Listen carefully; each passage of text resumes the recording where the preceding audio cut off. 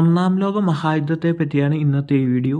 ഈ വീഡിയോയിൽ പറയാൻ പോകുന്നത് ഒന്നാം ലോക മഹായുദ്ധത്തിന് മുമ്പുള്ള യൂറോപ്പിലെ രാഷ്ട്രീയ സാഹചര്യം, അതായത് ഒന്നാം ലോക മഹായുദ്ധത്തിലേക്ക് നയിച്ച യൂറോപ്പിലെ രാഷ്ട്രീയ സാഹചര്യം, ഒന്നാം ലോക മഹായുദ്ധത്തിൻ്റെ കാരണങ്ങൾ, പിന്നെ ഒന്നാം ലോക മഹായുദ്ധം എങ്ങനെ സംഭവിച്ചുവെന്നും അതിലെ പ്രധാനപ്പെട്ട സംഭവങ്ങൾ ഏതാണ്. ഇത്രയുമാണ് ഇന്നത്തെ ഈ വീഡിയോയിൽ നോക്കാനായി പോകുന്നത്. അപ്പം ഒന്നാം ലോക മഹായുദ്ധത്തിന് മുമ്പുള്ള യൂറോപ്പിലെ സാഹചര്യം നോക്കാം. ഒന്നാം ലോക മഹായുദ്ധത്തിനു മുമ്പ് യൂറോപ്പ് പിരിമുറുക്കങ്ങളാൽ നീർന്ന ഒരു ഭൂഖണ്ഡമായിരുന്നു.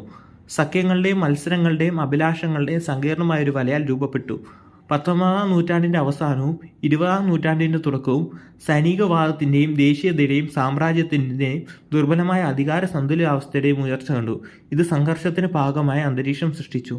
അതായത് ഒന്നാം ലോക മഹായുദ്ധത്തിന് മുമ്പ് നമുക്ക് എല്ലാവർക്കും അറിയാം, യൂറോപ്യൻ രാജ്യങ്ങൾ ലോകത്തിൻ്റെ പല ഭാഗങ്ങളിൽ കോളനി സ്ഥാപിച്ചിരുന്നു. ഈ കോളനി നിലനിർത്തുന്നതിനായി വലിയ സൈന്യങ്ങളെയും യൂറോപ്യൻ രാജ്യങ്ങൾ ഉണ്ടാക്കിയിരുന്നു. അപ്പോൾ തങ്ങളുടെ രാജ്യത്തിന് കൂടുതൽ കോളനികൾ ലഭിക്കാൻ വേണ്ടി വലിയ വലിയ സൈനിക ശക്തിയായി മാറാൻ ഓരോ രാജ്യവും ശ്രമിച്ചുകൊണ്ടിരുന്നു. അതുപോലെ തന്നെ മറ്റൊരു രാജ്യത്തേക്കാൾ ശക്തർ തങ്ങളാണെന്ന് കാണിക്കാൻ കൂടുതൽ സൈനിക ശക്തിയാകാൻ ഓരോ രാജ്യങ്ങളും ശ്രമിച്ചുകൊണ്ടിരുന്നു.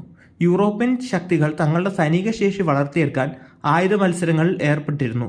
സൈനികവാദം ഈ യുഗത്തിൻ്റെ ഒരു നിർവചിക്കപ്പെടുന്ന സവിശേഷതയായിരുന്നു. കൈസർ വിൽഹം രണ്ടാമൻ്റെ കീഴിലുള്ള ജർമ്മനി ശക്തമായ യുദ്ധക്കപ്പലുകളുടെ ഒരു കപ്പൽ നിർമ്മിച്ചുകൊണ്ട് ബ്രിട്ടന്റെ നാവിക മേധാവിത്വത്തെ വെല്ലുവിളിക്കാൻ ശ്രമിച്ചു. അതായത് ബ്രിട്ടന്റെ നാവികസേനയായിരുന്നു ആ സമയം ഏറ്റവും ശക്തമായ നാവികസേന. എന്നാൽ കൈസർ രണ്ടാമൻ്റെ കീഴിലുള്ള ജർമ്മനി അതിനേക്കാൾ ശക്തമായ നാവികസേനയെ ഉണ്ടാക്കാൻ ശ്രമിച്ചു. എന്നാൽ ഈ സമയം ബ്രിട്ടൻ ചുമ്മായിരിക്കുകയല്ല, ബ്രിട്ടൻ സ്വന്തം നാവികസേനയെ കൂടുതൽ വിപുലീകരിച്ചുകൊണ്ട് പ്രതികരിക്കുകയാണ് ജർമ്മനിയുടെ നീക്കത്തിനെതിരെ. ജർമ്മനി, ഫ്രാൻസ്, റഷ്യ തുടങ്ങിയ രാജ്യങ്ങൾ വലിയ നിലയിൽ ഉറപ്പിക്കുന്ന സൈന്യങ്ങളെ പരിപാലിക്കുകയും നൂതനമായ ആയുധങ്ങൾ വികസിപ്പിക്കുകയും ചെയ്തുകൊണ്ട് ഈ മത്സരം കരസേനയിലേക്ക് വ്യാപിപ്പിച്ചു. അപ്പം നമ്മൾ പറഞ്ഞു കഴിഞ്ഞു, ബ്രിട്ടനും ജർമ്മനിയും നാവികസേനയെ വിപുലീകരിച്ചുകൊണ്ട് മത്സരിക്കുകയാണ്. ഈ സമയം റഷ്യ ആകട്ടെ തങ്ങളുടെ കരസേനയെ വിപുലീകരിച്ചുകൊണ്ട് ഈ മത്സരം കരസേനയിലേക്ക് കൂടി കൊണ്ടുവരികയാണ്. ഓരോ രാജ്യവും യുദ്ധസാധ്യതയ്ക്ക് തയ്യാറെടുക്കുമ്പോൾ സൈനിക ശക്തിക്ക് ഊന്നൽ നൽകിയത് സംശയത്തിൻ്റെയും ഭയത്തിൻ്റെയും അന്തരീക്ഷം സൃഷ്ടിച്ചുകൊണ്ടിരുന്നു. അതായത് ഓരോ രാജ്യങ്ങളും സൈനിക ശക്തി വർദ്ധിപ്പിക്കുന്നത് അവർക്ക് മറ്റൊരു രാജ്യത്തെ ഭയമാണ്. അതായത് അവരുടെ രാജ്യം തങ്ങളുടെ രാജ്യത്തേക്കാൾ ശക്തമാകുമെന്ന്. അതായത് കൂടുതൽ ശക്തരാകാൻ വേണ്ടിയിട്ട് ഓരോ രാജ്യങ്ങളും പരസ്പരം മത്സരിച്ചുകൊണ്ട് ഇരിക്കുകയായിരുന്നു. ആഫ്രിക്കയിലും ഏഷ്യയിലും അതിനപ്പുറവും യൂറോപ്യൻ രാജ്യങ്ങൾക്ക് കോളനികൾ ഉണ്ടായിരുന്നു. ആ രാജ്യങ്ങളിലെ വിഭവങ്ങൾ കിട്ടാൻ വേണ്ടിയിട്ട് കൂടിയാണ് യൂറോപ്യൻ രാജ്യങ്ങൾ മത്സരിച്ചുകൊണ്ടിരുന്നത്. അതായത് ഇപ്പം ഉദാഹരണം പറയുകയാണെങ്കിൽ ഇന്ത്യ ബ്രിട്ടൻ്റെ ഒരു കോളനിയായിരുന്നു. അതുപോലെ ഫ്രാൻസിന് ആഫ്രിക്കയിലെ പല രാജ്യങ്ങളെയും കോളനിയാക്കി വെക്കാൻ സാധിച്ചിട്ടുണ്ട്. അപ്പം ഇത്തരം കോളനികളിലെ വിഭവങ്ങൾ ലഭിക്കാനായി തങ്ങളുടെ രാജ്യത്തിന് കൂടുതൽ കോളനികൾ സ്വന്തമാക്കാനായിട്ട് ഓരോ രാജ്യവും സൈനിക ശക്തിയെ വർദ്ധിപ്പിച്ചുകൊണ്ടേയിരുന്നു.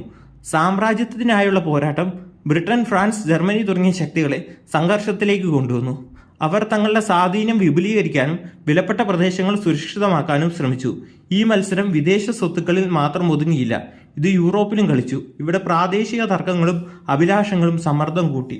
അതായത് ലോകത്തിലേക്ക് പല ഭാഗങ്ങളിലും യൂറോപ്പിലെ പല രാജ്യങ്ങൾക്ക് കോളനിയുണ്ട്. ഈ കോളനികളെ നിലനിർത്താൻ വേണ്ടിയിട്ടുള്ള മത്സരം പ്രധാനമായിട്ട് നടക്കുന്നത് ആ കോളനികളിലല്ല, നേരെ മറിച്ച് യൂറോപ്പിലാണ്. കാരണം യൂറോപ്യൻ രാജ്യങ്ങളാണ് ലോകത്തിൻ്റെ പല ഭാഗത്തും കോളനി സ്ഥാപിച്ചിരിക്കുന്നത്. അപ്പം ആ കോളനികളെ നിലനിർത്താൻ വേണ്ടിയിട്ട് യൂറോപ്യൻ രാജ്യങ്ങൾ തമ്മിൽ സംഘർഷം ഉണ്ടാവുകയാണ്. ഭൂമുഖത്തെ രൂപപ്പെടുത്തുന്ന മറ്റൊരു ശക്തമായ ശക്തിയായിരുന്നു ദേശീയത. ആ സമയത്തെ പ്രധാനപ്പെട്ട ഒരു ശക്തിയായിരുന്നു ദേശീയത. അതായത് അവനവൻ്റെ രാജ്യം പറയുന്നത് എൻ്റെ രാജ്യം ചെയ്യുന്ന എല്ലാം ശരി, അങ്ങനെയുള്ള ഒരു തീവ്ര ദേശീയ മനോഭാവം ആ പറയുന്ന സമയത്ത് ഉണ്ടായിരുന്നു. ബാൽക്കണിൽ ഓട്ടോമൻ സാമ്രാജ്യത്തിൻ്റെ പതനം ഒരു അധികാര ശൂന്യത സൃഷ്ടിച്ചു. ഇത് സ്വാതന്ത്ര്യം തേടുന്ന സ്ലാവിക് ഗ്രൂപ്പുകൾക്കിടയിൽ ദേശീയ പ്രസ്ഥാനങ്ങളുടെ കുതിപ്പിന് കാരണമായി. സെർബിയ പ്രത്യേകിച്ച് സ്ലാവിക് ദേശീയതയുടെ ഒരു ചാമ്പ്യനായി ഉയർന്നു. പ്രദേശത്തിന് മേലുള്ള ഓസ്ട്രോ ഹംഗേറിയൻ സാമ്രാജ്യത്തിൻ്റെ നിയന്ത്രണത്തെ വെല്ലുവിളിച്ചു. ഈ ദേശീയതയുടെ ആവേശം ബാൽക്കണിൽ മാത്രം ഒതുങ്ങിയില്ല. രാഷ്ട്രങ്ങൾ തങ്ങളുടെ ആധിപത്യം സ്ഥാപിക്കാനും അവരുടെ താല്പര്യങ്ങൾ സംരക്ഷിക്കാനും ശ്രമിച്ചപ്പോൾ അത് യൂറോപ്പിലുടനീളം ഒരു പ്രേരക ശക്തിയായിരുന്നു. യൂറോപ്പിനെ 2 പ്രധാന ബ്ലോക്കുകളായി വിഭജിച്ചിരുന്നു. അതായത് യൂറോപ്യൻ രാജ്യങ്ങൾ മത്സരത്തിലാണെന്ന് പറഞ്ഞു. അവർ കേവലം ഒറ്റയ്ക്ക് മത്സരിക്കുകയായിരുന്നില്ല, 2 പ്രധാനപ്പെട്ട സഖ്യങ്ങളായി മാറിയിട്ടായിരുന്നു അവർ മത്സരിച്ചിരുന്നത്. അതിൽ ഒന്നാമത്തെ സഖ്യം ജർമ്മനി, ഓസ്ട്രിയ, ഹംഗറി, ഇറ്റലി എന്നിവ ഉൾപ്പെടുന്ന ട്രിപ്പിൾ അലയൻസ് ആയിരുന്നു. രണ്ടാമത്തെ സഖ്യം എന്ന് പറയുന്നത് ബ്രിട്ടൻ, ഫ്രാൻസ്, റഷ്യ എന്നിവ ഉൾപ്പെടുന്ന ട്രിപ്പിൾ എൻറ്ററ്റെ എന്നായിരുന്നു. ഈ രണ്ട് സഖ്യങ്ങളും ഏകദേശം തുല്യ ശക്തികളായിരുന്നു. ഒരു സൈഡിൽ ജർമ്മനി, ഓസ്ട്രിയ, ഹംഗറി, ഇറ്റലി എന്നീ രാഷ്ട്രങ്ങൾ, മറു സൈഡിലാകട്ടെ ബ്രിട്ടൻ, ഫ്രാൻസ്, റഷ്യ. അതായത് യൂറോപ്പിലെ സാഹചര്യം പറഞ്ഞു, ലോകത്ത് മുഴുവൻ കോളനികളാക്കി യൂറോപ്യൻ രാജ്യങ്ങൾ ഭരിക്കുകയാണ്. അപ്പോൾ ഈ കോളനികൾക്ക് വേണ്ടിയിട്ട് യൂറോപ്യൻ രാജ്യങ്ങൾ തമ്മിൽ തല്ലാണ്. അതിനു വേണ്ടിയിട്ട് അവർ രണ്ട് സഖ്യങ്ങളായിട്ട് വിഭജിച്ചിരിക്കുകയാണ്. ഈ കൂട്ടുകെട്ടുകൾ സുരക്ഷിതത്വം നൽകാൻ ഉദ്ദേശിച്ചുള്ളതാണ്. എന്നാൽ ഒരംഗം ഉൾപ്പെടുന്ന ഏത് സംഘടനവും ഒരു വിശാലമായ യുദ്ധത്തിലേക്ക് വേഗത്തിൽ വളരുമെന്നും അവർ ഇത് ഉറപ്പിച്ചിരുന്നു. അതായത് ഇതിനകത്ത് ഏതെങ്കിലും ഒരു രാജ്യത്തെ ആക്രമിച്ചിട്ടുണ്ടെങ്കിൽ ആ രാജ്യത്തിന്റെ സഖ്യകക്ഷികൾ കൂടി യുദ്ധത്തിൽ പങ്കെടുക്കുമെന്നും അതൊരു വലിയ യുദ്ധത്തിലേക്ക് നയിച്ചേക്കാമെന്നും ഓരോ പക്ഷവും ജാഗ്രത പുലർത്തിയിരുന്നു എന്നാണ് ഈ വീഡിയോയിൽ പറയുന്നത്. ഓരോ പക്ഷവും മറ്റുള്ളവരുടെ ഉദ്ദേശങ്ങളെക്കുറിച്ച് വ്യക്തമായ രീതിയിൽ ജാഗരൂകരായിരുന്നു. അതായത് മറ്റ് രാജ്യങ്ങൾ തങ്ങളെ ആക്രമിക്കുമോ എന്ന ഭയം എല്ലാവർക്കും ഉണ്ടായിരുന്നു. ഓരോരുത്തരും കരുതി തന്നെയായിരുന്നു ഇരുന്നത്. അവരവരുടെ സൈനിക ശക്തിയെ വർദ്ധിപ്പിച്ചുകൊണ്ടും അതുപോലെ ശക്തമായ രീതിയിൽ മറ്റ് രാജ്യങ്ങളുമായി സഖ്യം ചേർന്നുകൊണ്ടും ഓരോ രാജ്യങ്ങളും യുദ്ധത്തിന് വേണ്ടി തയ്യാറെടുക്കുകയായിരുന്നു. യൂറോപ്പിന്റെ രാഷ്ട്രീയ ഭൂപ്രകൃതി അതിന്റെ പ്രധാന ശക്തികളുടെ അഭിലാഷങ്ങളും മത്സരങ്ങളും കൊണ്ട് അടയാളപ്പെടുത്തി. ജർമ്മനി കൈസർ വിൽഹെം രണ്ടാമന്റെ കീഴിൽ അതിന്റെ സ്വാധീനം വർദ്ധിപ്പിക്കാനും ബ്രിട്ടന്റെ ആധിപത്യത്തെ വെല്ലുവിളിക്കാനും ശ്രമിച്ചു.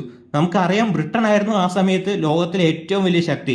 കാരണം അവരുടെ നേവൽ സൈന്യമായിരുന്നു, അതായത് നാവികസേനയായിരുന്നു ലോകത്തിലെ ഏറ്റവും ശക്തമായത്. എന്നാൽ ജർമ്മനി കൈസർ വിൽഹെം രണ്ടാമന്റെ കീഴിൽ അതിന്റെ സ്വാധീനം, അതായത് ജർമ്മനിയുടെ നേവൽ സൈന്യത്തെ വിപുലീകരിക്കുകയും ബ്രിട്ടനോട് ഉതകുന്ന രീതിയിൽ പോകുന്ന ഒരു ശക്തിയായിട്ട് മാറാൻ ശ്രമിക്കുകയും ചെയ്തു. ഫ്രാങ്കോ പ്രഷ്യൻ യുദ്ധത്തിന്റെ പരാജയത്തിൽ നിന്നും ഇപ്പോഴും കരകയറാത്ത ഫ്രാൻസ്, അതായത് ഫ്രാൻസ് ആണ് ഫ്രാങ്കോ പ്രഷ്യൻ യുദ്ധം പരാജയപ്പെട്ടു. ആ ഫ്രാൻസിനാണെങ്കിൽ കുറെ കോളനികൾ ഈ യുദ്ധം തോറ്റതുകൊണ്ട് നഷ്ടപ്പെട്ടു. അപ്പം യുദ്ധത്തിൽ തോറ്റതുകൊണ്ട് അവർക്ക് കോളനി മാത്രമല്ല അന്തസ്സും നഷ്ടപ്പെട്ടു. അപ്പം നഷ്ടപ്പെട്ട പ്രദേശങ്ങളും അന്തസ്സും വീണ്ടെടുക്കാനാണ് ഫ്രാൻസ് ശ്രമിച്ചുകൊണ്ടിരുന്നത്. ഒരു ബഹുമുഖ വംശീയ സാമ്രാജ്യമായ ഓസ്ട്രിയ ഹംഗറി അതിന്റെ വൈവിധ്യമാർന്ന ജനസംഖ്യയുടെ നിയന്ത്രണം നിലനിർത്താൻ പാടുപെട്ടു. അതേസമയം റഷ്യ സ്ലാവിക് രാഷ്ട്രങ്ങളുടെ സംരക്ഷകനായി നിലകൊണ്ടു. വിശാലമായ സാമ്രാജ്യത്വത്തോടുകൂടിയ ബ്രിട്ടൻ അതിന്റെ നാവിക മേധാവിത്വം ആഗോള വ്യാപാരപാതകളും നിലനിർത്തുന്നതിൽ ശ്രദ്ധ കേന്ദ്രീകരിച്ചു. അതായത് പറഞ്ഞ പോലെ ബ്രിട്ടൻ ആയിരുന്നു നാവികസേനയിൽ ഏറ്റവും മുമ്പിൽ ഉണ്ടായിരുന്നത്. അപ്പം ബ്രിട്ടൻ ആയിരുന്നു ഏറ്റവും കൂടുതൽ കോളനികൾ ഉണ്ടായിരുന്നത്. മിലിറ്ററിസം, സാമ്രാജ്യത്വം, ദേശീയത, സഖ്യങ്ങൾ എന്നിവയുടെ ഈ അസ്ഥിരമായ മിശ്രിതം യൂറോപ്പിൽ ഒരു അപകടകരമായ സാഹചര്യം സൃഷ്ടിച്ചു. ഈ ഭൂഖണ്ഡം ഒരു യുദ്ധത്തിന്റെ നേരെ വക്കിലായിരുന്നു എന്ന് വേണമെങ്കിൽ പറയാം. മിലിറ്ററിസം, സാമ്രാജ്യത്വം, ദേശീയത, സഖ്യങ്ങൾ, ഈ 4 കാര്യങ്ങൾ യുദ്ധത്തിന് മുമ്പ് നമ്മൾ ശ്രദ്ധിക്കേണ്ട പ്രധാന കാര്യങ്ങളാണ്. യൂറോപ്പിലെ ഓരോ രാജ്യവും തീവ്ര ദേശീയതയിലേക്ക് പോവുകയായിരുന്നു. ഓരോ രാജ്യവും തങ്ങൾ ചെയ്യുന്നതെല്ലാം ശരിയാണെന്ന ചിന്താഗതിയിലേക്ക് പോവുകയായിരുന്നു. പിന്നെ മറ്റ് രാജ്യങ്ങളെ തങ്ങളുടെ കോളനികളാക്കി മാറ്റണമെന്ന പ്രധാനപ്പെട്ട ഒരു ലക്ഷ്യം കൂടി യൂറോപ്യൻ രാജ്യങ്ങൾക്ക് ഉണ്ടായിരുന്നു. ഇവയെല്ലാം തന്നെ ഒന്നാം ലോക മഹായുദ്ധത്തിലേക്ക് നയിക്കുന്ന കാരണങ്ങൾ കൂടിയാണ്. പിന്നെ ആ സാഹചര്യമായിട്ട് കൂടി ഇത് പറയാവുന്നതുമാണ്. അതായത് നമ്മൾ പറഞ്ഞു വന്നതാണ്, യൂറോപ്യൻ രാജ്യങ്ങളെല്ലാം അവനവൻ്റെ ആർമിയെ ശക്തമാക്കിക്കൊണ്ട് ഒരു യുദ്ധത്തിന് വേണ്ടി തയ്യാറെടുക്കുകയായിരുന്നു. അവർ 2 ബ്ലോക്കുകളായിട്ട് വിഭജിക്കുകയും ചെയ്തിരുന്നു, സഖ്യങ്ങൾ രൂപീകരിക്കുകയും ചെയ്തിരുന്നു. എന്നാൽ ഒന്നാം ലോക മഹായുദ്ധത്തിൻ്റെ പെട്ടെന്നുള്ള കാരണം ഏതാണെന്ന് നമുക്കിനി നോക്കാം. അതിൻ്റെ കാരണം എന്ന് പറയുന്നത് 1914 ജൂൺ 28 ഓസ്ട്രിയ ഹംഗറിയിലെ ആർച്ച് ഡ്യൂക്ക് ഫ്രാൻസ് ഫെർഡിനാൻഡിൻ്റെ കൊലപാതകമാണ്. യൂറോപ്പിൽ ആഴത്തിൽ വേരൂന്നിയ പിരിമുറുക്കങ്ങൾ കാരണം പതിറ്റാണ്ടുകളായി പൊട്ടിപ്പുറപ്പെട്ട ഒരു സംഘർഷത്തിന് തിരികൊളുത്തിയത് ഒന്നാം ലോക മഹായുദ്ധത്തിന് തുടക്കമിട്ട നിർണായക തീപ്പൊരിയായിരുന്നു ഈ പറയുന്ന കൊലപാതകം. സ്ലാവിക് ജനതയെ ഓസ്ട്രോ ഹംഗേറിയൻ ഭരണത്തിൽ നിന്ന് മോചിപ്പിക്കാനും ഏകീകൃത ദക്ഷിണ സ്ലാവിക് രാജ്യം സൃഷ്ടിക്കാനും ശ്രമിച്ച ബ്ലാക്ക് ഹാൻഡ് എന്ന സെർബിയൻ ദേശീയവാദ ഗ്രൂപ്പിലെ അംഗമായ ഗൗറിലോ പ്രിൻസിപ്പാണ് സരജോവോയിൽ ഫ്രാൻസിസ് ഫെർഡിനാൻഡിനെയും ഭാര്യ സോഫിയയെയും കൊലപ്പെടുത്തിയത്. കൊലപാതകം ഒരു ഒറ്റപ്രവൃത്തിയായിരുന്നെങ്കിലും അതിൻ്റെ അനന്തരഫലങ്ങൾ ദൂരവ്യാപകമായിരുന്നു. യൂറോപ്പിൻ്റെ ചരിത്രത്തിലെ ഏറ്റവും വിനാശകരമായ യുദ്ധത്തിലേക്കൊന്നിലേക്ക് തള്ളിവിട്ടു. ഓസ്ട്രോ ഹംഗേറിയൻ സിംഹാസനത്തിൻ്റെ അവകാശിയായ ഫ്രാൻസ് ഫെർഡിനാൻഡ് ഓസ്ട്രോ ഹംഗേറിയൻ സാമ്രാജ്യത്തിൻ്റെ തുടർച്ചയും ശക്തിയെയും പ്രതിനിധീകരിച്ചു. അദ്ദേഹത്തിൻ്റെ കൊലപാതകത്തെ ഓസ്ട്രിയ ഹംഗറി അതിൻ്റെ അധികാരത്തോടുള്ള നേരിട്ടുള്ള വെല്ലുവിളിയായും അതിൻ്റെ പരമാധികാരത്തോടുള്ള അവഹേളനമായും വീക്ഷിച്ചു. സംഭവത്തിന് തൊട്ടു പിന്നാലെ ബാൽക്കണിലെ ദേശീയ പ്രസ്ഥാനങ്ങൾക്ക് സെർബിയ പിന്തുണ നൽകിയെന്ന് ആരോപിച്ച് കൊലപാതകത്തിൽ സെർബിയ പങ്കാളിയാണെന്ന് ഓസ്ട്രിയ ഹംഗറി ആരോപിച്ചു. അതായത് കൊലപാതകത്തിൻ്റെ പിന്നിൽ പ്രവർത്തിച്ച രാജ്യം സെർബിയാണെന്ന് ഓസ്ട്രിയ ഹംഗറി ആരോപിക്കുകയാണ്. സെർബിയ നേരിട്ടുള്ള പങ്കാളിത്തം നിഷേധിച്ചപ്പോൾ തങ്ങളുടെ ചെറിയ അയൽവാസിക്കെതിരെ നിർണായകമായ നടപടിയെടുക്കാനും സ്ലാവിക് ദേശീയതയുടെ ഉയർന്നുവരുന്ന വേലിയേറ്റത്തെ തകർക്കാനും കൊലപാതകം ഒരു തികഞ്ഞ ഒഴികഴിവ് നൽകിയെന്ന് ഓസ്ട്രിയ ഹംഗറി നേതാക്കൾ തീരുമാനിച്ചു. എന്നിരുന്നാലും ഓസ്ട്രിയ ഹംഗറി ഒറ്റയ്ക്ക് പ്രവർത്തിച്ചില്ല. കൈസർ വിൽഹം രണ്ടാമന്റെ കീഴിലുള്ള ജർമ്മനി കുപ്രസിദ്ധമായ ബ്ലാക്ക് ചെക്ക് വഴി ഓസ്ട്രിയ ഹംഗറിക്ക് പിന്തുണ വാഗ്ദാനം ചെയ്തു. അതായത് പറഞ്ഞിരുന്നു അവരെല്ലാം ഒരു സഖ്യത്തിന്റെ ഭാഗമായിരുന്നു. ഓസ്ട്രിയ ഹംഗറിയും ജർമ്മനിയും ഇറ്റലിയും എല്ലാം ഒരു സഖ്യത്തിന്റെ ഭാഗമായിരുന്നു. ഓസ്ട്രിയ ഹംഗറി മറ്റേ രാജ്യത്തെ വാൺ ചെയ്തപ്പോൾ ജർമ്മനിയും കൂടി അവർക്ക് കൂടെ കൂടുകയാണ്. സെർബിയക്കെതിരെ തങ്ങളുടെ കൂടി പിന്തുണ ഓസ്ട്രിയ ഹംഗറിക്ക് നൽകാൻ വേണ്ടിയിട്ട് ജർമ്മനി തീരുമാനിക്കുകയാണ്. ജർമ്മനിയുടെ തീരുമാനം ഇങ്ങനെയായിരുന്നു. ഓസ്ട്രിയ ഹംഗറിക്ക് സൈനികമായ സപ്പോർട്ടും സാമ്പത്തികമായ സപ്പോർട്ടും തങ്ങൾ നൽകുമെന്ന രീതിയിൽ ജർമ്മനി പിന്തുണ വാഗ്ദാനം ചെയ്തു. ഈ ഉറപ്പ് ഓസ്ട്രിയ ഹംഗറിയെ ധൈര്യപ്പെടുത്തി. ഓസ്ട്രിയൻ വിരുദ്ധ പ്രചാരണം അടിച്ചമർത്തുക, കൊലപാതകം അന്വേഷിക്കുന്നതിൽ ഓസ്ട്രിയോ ഹംഗേറിയൻ ഉദ്യോഗസ്ഥരുടെ പങ്കാളിത്തം അംഗീകരിക്കുക എന്നിവ ഉൾപ്പെടെയുള്ള അങ്ങേയറ്റത്തെ ആവശ്യങ്ങൾ അടങ്ങിയ ഒരു അന്ത്യശാസനം സെർബിയയ്ക്ക് നൽകി. അതായത് സെർബിയയോട് പറയുകയാണ്, നിങ്ങളുടെ രാജ്യത്തെ ഒരു പൗരനാണ് ഇത് ചെയ്തത്, ഇതിനകത്ത് നിങ്ങൾ വ്യക്തമായ രീതി അന്വേഷണം നടക്കണം, അങ്ങനെ താക്കീതായിട്ട് പറയുകയാണ്. സെർബിയ മിക്ക ആവശ്യങ്ങളും അംഗീകരിച്ചെങ്കിലും അതിന്റെ പരമാധികാരത്തെ ലംഘിക്കുന്ന നിർദ്ദേശിച്ചു. 1914 ജൂലൈ 28 സെർബിയക്കെതിരെ യുദ്ധം പ്രഖ്യാപിക്കാൻ ഓസ്ട്രിയ ഹംഗറി നിർബന്ധിതരായി. യൂറോപ്പിനെ രണ്ട് എതിരാളികളാക്കി വിഭജിച്ച സങ്കീർണമായ സഖ്യ സമ്പ്രദായം കാരണം യുദ്ധപ്രഖ്യാപനം ഒരു ശൃംഖല പ്രതികരണത്തിന് തുടക്കമിട്ടു. റഷ്യ സ്ലാവിക് രാഷ്ട്രങ്ങളുടെ സംരക്ഷകനായി സ്വയം കാണുകയും സെർബിയയെ പിന്തുണയ്ക്കുകയും ചെയ്തു. ഓസ്ട്രിയ ഹംഗറിക്കെതിരെ തങ്ങളുടെ സൈന്യത്തെ അണിനിരത്താൻ തുടങ്ങി. ഓസ്ട്രിയ ഹംഗറിയുമായി സഖ്യത്തിൽ ഏർപ്പെട്ട ജർമ്മനി റഷ്യൻ സേനയെ ഒരു ഭീഷണിയായി കാണുകയും റഷ്യക്കെതിരെ യുദ്ധം പ്രഖ്യാപിക്കുകയും ചെയ്തു. ഫ്രാങ്കോ റഷ്യൻ സഖ്യത്തിലൂടെ റഷ്യയുമായി സഖ്യമുണ്ടാക്കിയതിനാൽ ഇത് ഫ്രാൻസിനെ സംഘർഷത്തിലേക്ക് കൊണ്ടുവന്നു. ജർമ്മനിയുടെ ബെൽജിയത്തിന്റെ ആക്രമണം ഫ്രാൻസിനെ വേഗത്തിൽ പരാജയപ്പെടുത്താനുള്ള തന്ത്രത്തിന്റെ ഭാഗമായി ബെൽജിയം നിഷ്പക്ഷത ലംഘിക്കുകയും ജർമ്മനിക്കെതിരായ യുദ്ധത്തിൽ ചേരാൻ ബ്രിട്ടനെ പ്രേരിപ്പിക്കുകയും ചെയ്തു. അതായത് ബെൽജിയം യുദ്ധത്തിന്റെ ഭാഗമായിരുന്നില്ല, എന്നാൽ ഫ്രാൻസിലേക്ക് അതിവേഗം മുന്നേറാൻ വേണ്ടിയിട്ട് ബെൽജിയത്തെ ജർമ്മനി ആക്രമിക്കുകയാണ്. അപ്പം ബെൽജിയത്തെ ആക്രമിച്ചപ്പോൾ ബെൽജിയം ബ്രിട്ടന്റെ വളരെ അടുത്തൊരു സുഹൃത്തായിരുന്നു. അപ്പം ബ്രിട്ടനും കൂടി ആ യുദ്ധത്തിന്റെ ഭാഗമാവുകയാണ്. അങ്ങനെ ബ്രിട്ടനും കൂടി യുദ്ധത്തിൽ ചേരുകയാണ്. അങ്ങനെ ഒന്നാം ലോക മഹായുദ്ധത്തിൽ ബ്രിട്ടൻ, റഷ്യ, സെർബിയ, ഫ്രാൻസ് തുടങ്ങിയ രാജ്യങ്ങൾ ഒരു പക്ഷത്തും ഓസ്ട്രിയ ഹംഗറി, ജർമ്മനി, ഇറ്റലി തുടങ്ങിയ രാജ്യങ്ങൾ വേറൊരു പക്ഷത്തുമാണ്. അങ്ങനെ കൊലപാതകം നടന്ന ആഴ്ചകൾക്കുള്ളിൽ യൂറോപ്പിലെ വൻ ശക്തികൾ ഒരു സമ്പൂർണ്ണ യുദ്ധത്തിൽ മുഴുകി. ഓസ്ട്രിയ ഹംഗറിയും സെർബിയയും തമ്മിലുള്ള പ്രാദേശികവൽക്കരിച്ച സംഘർഷം സഖ്യങ്ങൾ മൂലം ഒരു ലോകമഹായുദ്ധത്തിലേക്കാണ് മാറിയത്. ഒന്നാം ലോക മഹായുദ്ധത്തിന്റെ കഥ ആരംഭിക്കുന്നത് ജർമ്മനിയുടെ അതിമോഹമായ ഷിഫ്ലൈൻ പദ്ധതിയിൽ നിന്നാണ്. റഷ്യയിലേക്ക് ശ്രദ്ധ തിരിക്കുന്നതിന് മുമ്പ് ഫ്രാൻസിനെ വേഗത്തിൽ പരാജയപ്പെടുത്തി രണ്ട് മുന്നണി യുദ്ധം ഒഴിവാക്കാനുള്ള തന്ത്രമായിരുന്നു ഷിഫ്ലിൻ. അതായത് റഷ്യയെയും ഫ്രാൻസിനെയും ഒരേ സമയം നേരിടുക എന്നത് വളരെ ബുദ്ധിമുട്ടുള്ള കാര്യമാണെന്ന് ജർമ്മനി മനസ്സിലാക്കി. അതിനാൽ അതിവേഗം ഫ്രാൻസിനെ ആക്രമിച്ച് കീഴ്പ്പെടുത്തി അതിനുശേഷം റഷ്യക്കെതിരെ യുദ്ധം ചെയ്യാമെന്നായിരുന്നു ഷിഫ്ലിൻ പദ്ധതിയിലൂടെ ജർമ്മനി ലക്ഷ്യമിട്ടത്. ജർമ്മൻ ജനറൽ ആൽഫ്രഡ് വോങ് ഷിഫ്ലിൻ്റെ പേരിലുള്ള പദ്ധതിയിൽ ബെൽജിയം വഴി ഫ്രാൻസ് അധിനിവേശം നടത്താമെന്നായിരുന്നു അവർ തീരുമാനിച്ചത്. ശക്തമായി ഉറപ്പിച്ച ഫ്രാങ്കോ ജർമ്മൻ അതിർത്തി അവർ മറികടന്നു. അതായത് ഫ്രാൻസിനെ ഡയറക്റ്റായിട്ട് ആക്രമിക്കണമെങ്കിൽ ഫ്രാൻസിലേക്ക് എളുപ്പം കയറാൻ വേണ്ടി ബെൽജിയത്തെ കൂടി ആക്രമിക്കുക എന്നതായിരുന്നു അവരുടെ തന്ത്രം. ബെൽജിയം യുദ്ധത്തിൽ നിഷ്പക്ഷ നിലപാടെടുത്ത രാജ്യമായിരുന്നു, യുദ്ധത്തിൽ പങ്കാളി ആയിരുന്നില്ല. എന്നാൽ ബെൽജിയത്തെ ആക്രമിച്ചത് ബ്രിട്ടൻ ജർമ്മനിക്കെതിരെ യുദ്ധം പ്രഖ്യാപിക്കാനുള്ള കാരണമായി. എന്നാൽ ബെൽജിയം ആക്രമിച്ച് ഫ്രാൻസിലേക്ക് മുന്നേറാനായിരുന്നു ജർമ്മനിയുടെ പദ്ധതി. എന്നാൽ ഈ തന്ത്രം ബ്രിട്ടീഷ് സേനയിൽ നിന്നും ബെൽജിയത്തിന്റെ സേനയിൽ നിന്നും അപ്രതീക്ഷിതമായ ചെറുത്തുനിൽപ്പിനെ നേരിട്ടു. ജർമ്മനിയുടെ മുന്നേറ്റം മന്ദഗതിയിലായി. സെപ്റ്റംബറോടെ ജർമ്മൻ സൈന്യം പാരീസിന്റെ പ്രാന്തപ്രദേശങ്ങളിലെത്തിയെങ്കിലും അവരുടെ മുന്നേറ്റം മർനയിലെ ഒന്നാം യുദ്ധത്തിൽ നിർത്തിവെച്ചു. ഫ്രഞ്ച്, ബ്രിട്ടീഷ് സേനകൾ ഒരു പ്രത്യാക്രമണം നടത്തി. ജർമ്മനികളെ പിൻവാങ്ങാൻ നിർബന്ധിക്കുകയും ഷിഫ്ലൈൻ പദ്ധതിയുടെ പരാജയം അടയാളപ്പെടുത്തുകയും ചെയ്തു. പടിഞ്ഞാറൻ മുന്നണിയിലെ യുദ്ധം കിടങ്ങ് യുദ്ധമായി പരിണമിച്ചു. അതായത് ട്രെഞ്ച് വാർഫെയർ എന്നറിയപ്പെടുന്ന രീതിയിൽ കിടങ്ങ് യുദ്ധമായി ഈ യുദ്ധം പരിണമിച്ചു. അത് തീർത്തും മന്ദഗതിയിലായി. അതായത് ഫ്രാൻസും ജർമ്മനിയും തമ്മിലുള്ള യുദ്ധം കിടങ്ങ് യുദ്ധമായി മാറുകയും അതായത് അവ തീർത്തും മന്ദഗതിയിലായ യുദ്ധമായി മാറി. ഇരുപക്ഷവും ദീർഘവും കഠിനവുമായ സംഘട്ടനത്തിനായി കുഴികൾ കുഴിച്ച് യുദ്ധം ചെയ്തു. വെസ്റ്റേൺ ഫ്രണ്ട് നിശ്ചലമായപ്പോൾ കിഴക്കൻ മുന്നണി ജർമ്മനി, ഓസ്ട്രിയ ഹംഗറി, റഷ്യ എന്നിവയ്ക്കിടയിൽ ചലനാത്മകവും ക്രൂരവുമായ യുദ്ധങ്ങൾ കണ്ടു. അതായത് ഒരു സ്ഥലത്തെ യുദ്ധം ട്രെഞ്ച് വാർഫെയറായി, അതായത് യുദ്ധം തീർത്തും മന്ദഗതിയിലായി, കിടങ്ങിയ യുദ്ധമായി. എന്നാൽ മറുവശത്ത് ശക്തമായ യുദ്ധം നടക്കുകയാണ്. ജർമ്മനി, ഓസ്ട്രിയ ഹംഗറിയും കൂടി ചേർന്ന് റഷ്യക്കെതിരെ കടുത്ത ആക്രമണം നടത്തിയാണ്. 1914 ഓഗസ്റ്റിലെ ടാനൻബർഗ് യുദ്ധം ഒരു സുപ്രധാന ജർമ്മൻ വിജയമായിരുന്നു. വലുതുമായിരുന്നു ആ വിജയം. എന്നാൽ സംഘടിതമല്ലാത്തതുമായ റഷ്യൻ സേനയ്ക്കെതിരായ അവരുടെ സൈനിക ശക്തി ജർമ്മനി പ്രകടമാക്കി. എന്നിരുന്നാലും കിഴക്കൻ മുന്നണി അസ്ഥിരമായി തുടർന്നു. ലോകമെമ്പാടുമുള്ള കോളനികളെയും രാജ്യങ്ങളെയും ആകർഷിച്ചുകൊണ്ട് യുദ്ധം യൂറോപ്പിനപ്പുറത്തേക്ക് വ്യാപിച്ചു. 1914 അവസാനത്തോടെ ഓട്ടോമൻ സാമ്രാജ്യം കേന്ദ്ര ശക്തികളിൽ ചേർന്നു. മിഡിൽ ഈസ്റ്റിലും കൊക്കസസിലും പുതിയ മുന്നണികൾ തുറന്നു.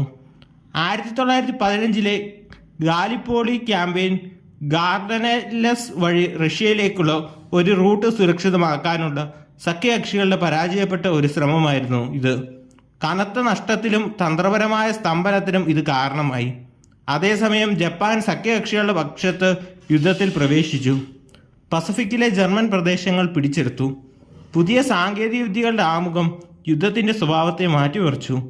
യന്ത്രത്തോക്കുകളും പീരങ്കികളും വിഷവാതകങ്ങളും ടാങ്കുകളും അഭൂതപൂർവമായ നാശം വിതച്ചു. 1916 വെർഡൂൺ യുദ്ധം ട്രെഞ്ച് യുദ്ധത്തിൻ്റെ ഭീകരതയ്ക്ക് ഉദാഹരണമായിരുന്നു. ഫ്രഞ്ച് ജർമ്മൻ സേനകൾ 10 മാസം നീണ്ടുനിന്ന ക്രൂരമായ പോരാട്ടത്തിൽ ഏർപ്പെടുകയും ലക്ഷക്കണക്കിന് ആളപായത്തിന് കാരണമാവുകയും ചെയ്തു.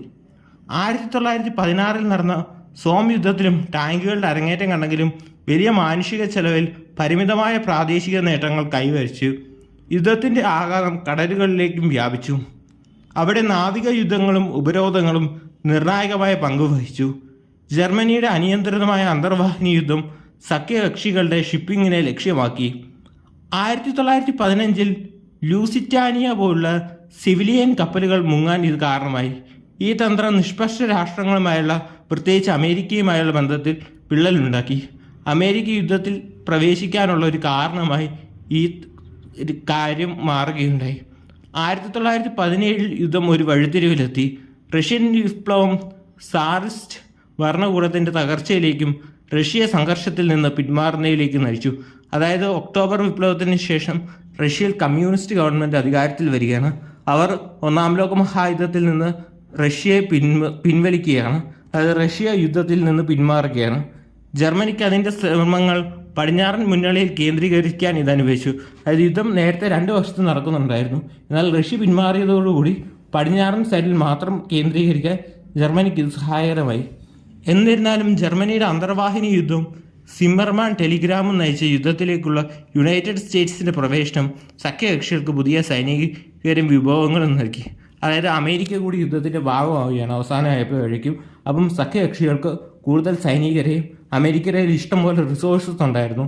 കൂടുതൽ പണവും റിസോഴ്സസും എല്ലാം സഖ്യകക്ഷികൾക്ക് ലഭിക്കുകയാണ്. പടിഞ്ഞാറൻ മുന്നണിയിലെ സ്തംഭനാവസ്ഥ തകർക്കാൻ ലക്ഷ്യമിട്ട് 1918 ജർമ്മനി സ്പ്രിംഗ് ഓഫൻസീവ് ആരംഭിച്ചതിനാൽ യുദ്ധത്തിൻ്റെ അവസാന വർഷം തീവ്രമായ പോരാട്ടം നടന്നു. പ്രാരംഭ വിജയങ്ങൾ ഉണ്ടായിരുന്നിട്ടും ആക്രമണം പരാജയപ്പെട്ടു.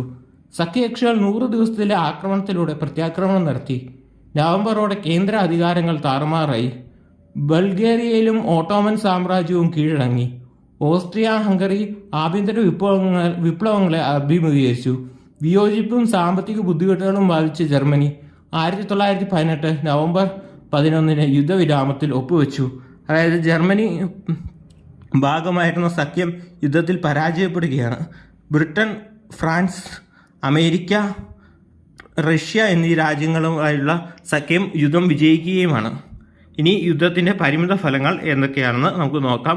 ഒന്നാം ലോക മഹായുദ്ധത്തിൻ്റെ ഏറ്റവും വലിയ പരിമിത ഫലം എന്ന് പറഞ്ഞിട്ടുണ്ടെങ്കിൽ അത് രണ്ടാം ലോക മഹായുദ്ധത്തിലേക്കുള്ള ഒരു നാഴിക കല്ലായി മാറി എന്നത് തന്നെയാണ്.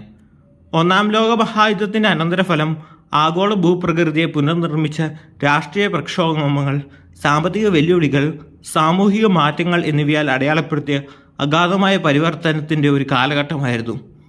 1918 നവംബർ 11 തോക്കുകൾ നിശബ്ദമായപ്പോൾ ദശലക്ഷക്കണക്കിന് ജീവൻ അപഹരിക്കുകയും മുഴുവൻ രാജ്യങ്ങളെ നശിപ്പിക്കുകയും ചെയ്ത ഒരു സംഘട്ടനത്തിൻ്റെ അനന്തരഫലങ്ങളുമായി ലോകം പിടിച്ചു മുറുക്കുകയായിരുന്നു. 1919 ഒപ്പുവെച്ച വേഴ്സായ് ഉടമ്പടി യുദ്ധാനന്തര കാലഘട്ടത്തിലെ ആദ്യത്തെ പ്രധാന സംഭവമായിരുന്നു.